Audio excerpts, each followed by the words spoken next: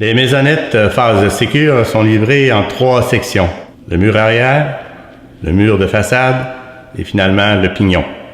Elles sont très faciles à installer. La première étape.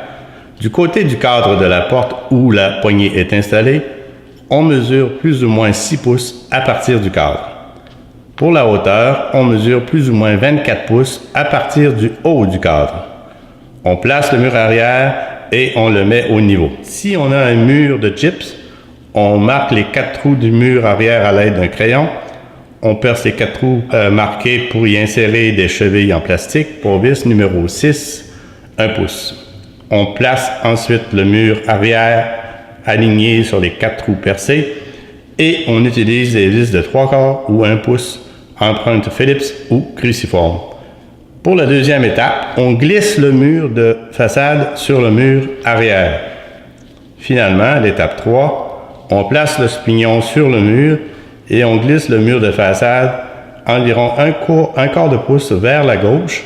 On abaisse le pignon et on glisse à nouveau le mur de façade vers la droite pour l'aligner dans le mur arrière et le bloquer.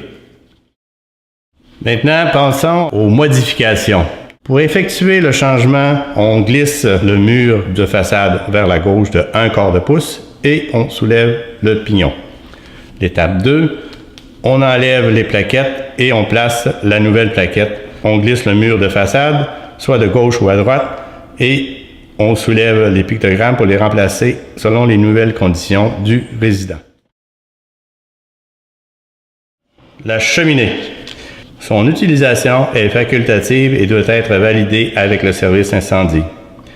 Son fonctionnement, c'est que dès que le logement est évacué pour un exercice d'évacuation ou un incendie, on soulève la cheminée et un E rouge va apparaître.